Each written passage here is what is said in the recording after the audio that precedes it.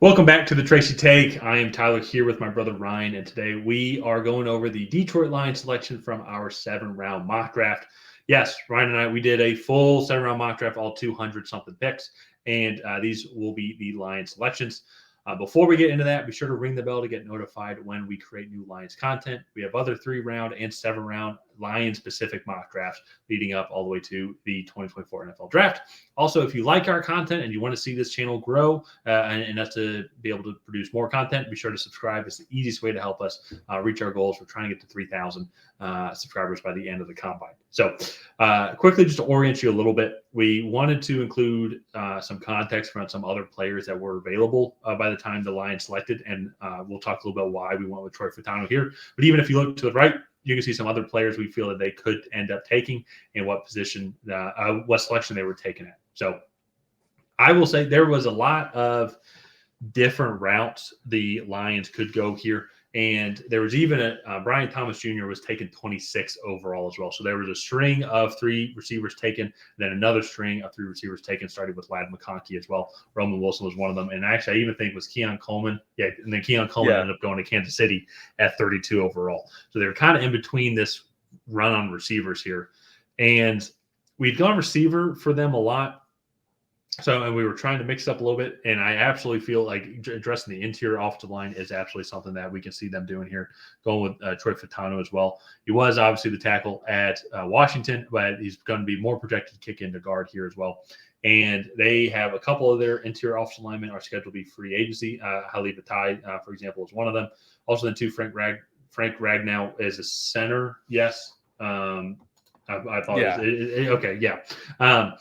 There's just been thoughts on what's going to happen with him moving forward, even though he's one of the best centers in the league. But still, just having that depth and getting a player like him here, I think is a great option. And they absolutely could go, I think, with another outside receiver, the big X receiver, a guy like Keon Coleman, I think would be something completely opposite of what they have overall. Or if they want to go secondary, if they want to trade up as well. What do you like about Troy Fautanu, and what are some other avenues, Ryan, that you think the Lions could do with this first overall selection? Yeah, I like Fautanu a lot simply because I think he's a 5-position offensive lineman. He could play left tackle, left guard, center, right guard, right tackle. Like it's his athleticism, I think, translates to all facets of those games. The only thing that I think he would have to really learn is snapping the ball if they do decide to put him at center. So I think that's really solid depth here. But I think you look, there are some aging pieces on this offensive line. And I think it would be really interesting to go and get a nice, versatile offensive lineman to come in. And this offensive line is the strength of this offense.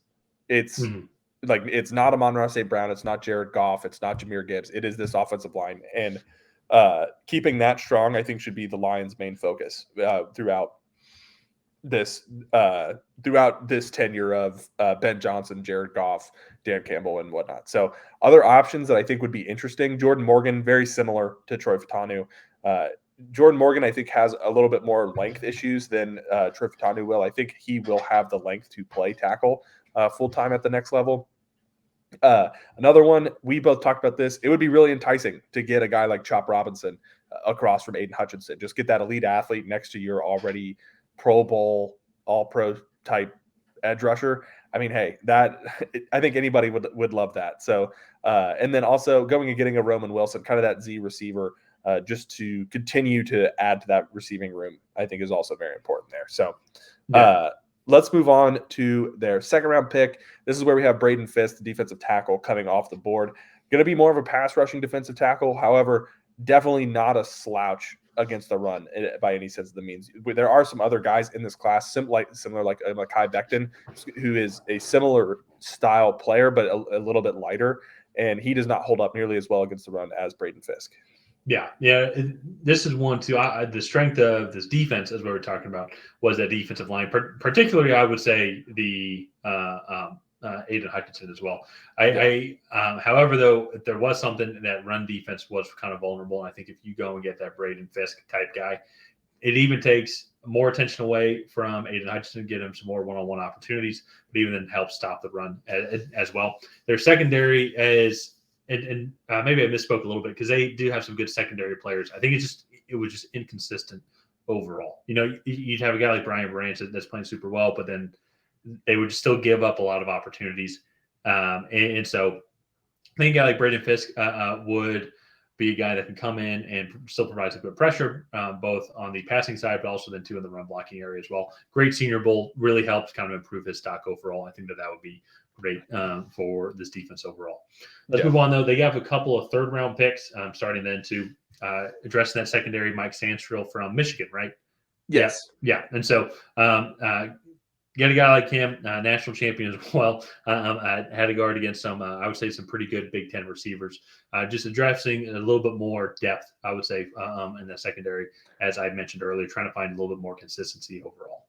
Yeah, and this to me, I think is a versatile piece. He does remind me a little bit of Brian Branch. I think there's some redundancy there. However, with the injuries that they had on the back end of that defense, I think getting a versatile guy like Sandstrell who can play safety, he can play in the slot, he can play out wide. That's not his strength, but if he gets in that matchup, he's not going to look like a lost puppy out there. So that's going to be, I think, a really important philosophy with this pick is just getting a guy that can come in and contribute in a lot of different phases of this defense. So let's move on to their second pick here. And Johnny Wilson, the freak wide receiver from Florida State, just 6'7", 235, moves well for his size. And I think it's Josh Reynolds is their big guy right now. You go upgrade that spot because Josh Reynolds is a free agent and get a really nice jump ball guy in Johnny Wilson, who has some yards after catch ability. He's a really solid run blocker. And I really like what he brings to the table here. At the end of the third round, I think getting a guy like this and adding him to your offense would definitely help you out, especially in situational football when you're in that red zone or in a jump ball scenario. Yeah, just something different. I would say than what they have currently now. Like even for example, I was just thinking about it now. We included Roman Wilson as another potential option. You know, I think that he would be very similar to James Williams and Amon-Ra St. Brown, but a guy like Keon Coleman, who was taken at 32, I think would be something similar to what you just talked about. Both those guys, Florida State receivers as well, coming different than what they have here, will help out certain scenarios. The guys that can go deep and then help open up space underneath for James Williams, Amon-Ra St. Brown, even guys like Jahmyr Gibbs or David Montgomery who want to catch the ball out of the flat. So also getting out blocking for those guys on screen plays, I think would be fantastic. Yeah, so, having to try and get around a 6'7" guy, that's going to be kind of tough. So a 6'7" guy that moves as well as he does laterally as well, that'd be tough. So let's move on to their day 3 picks here. Just to run through them real quick: Grayson Murphy, the edge rusher; Kingsley Eguakun, the interior offensive lineman; and then Kamani Vidal, the running back there.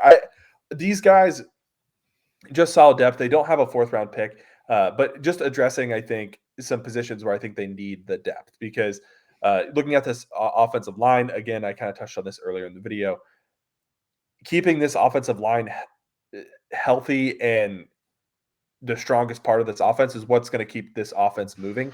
And then running back, Jahmyr Gibbs is a rookie. I know they just spent a pick on him last year. However, David Montgomery did go down with some injuries last year, and keeping that running back depth fresh is going to be important as well. And then getting another edge rusher to kind of work in that rotation, I think, is going to be very important. So all in all, Tyler, what did you think of this Lions mock draft?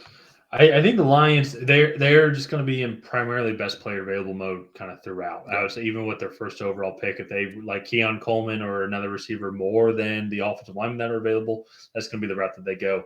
And I think that's going to dictate kind of some of their decisions later on, unless if they want to double dip. If they want to double dip, then that's totally fine. They were right there. They have offensive coordinator Ben Johnson's coming back. I think it's going to be great for that team as a whole. I think they need to just stay healthier overall and kind of avoid the little midseason dip on what they had.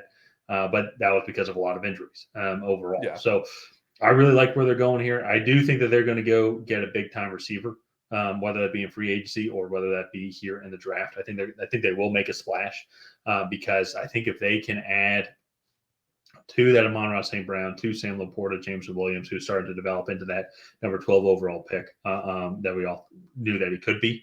I think that that's something it will just add another layer to that team. The guy that can go deep, then you got Amon-Ra St. Brown that can work the middle, James Williams that can work the short area, Sam Laporta that can work everything in between. And then I just don't know how you stop this offense as well, just with how efficient that they've been with that offensive line.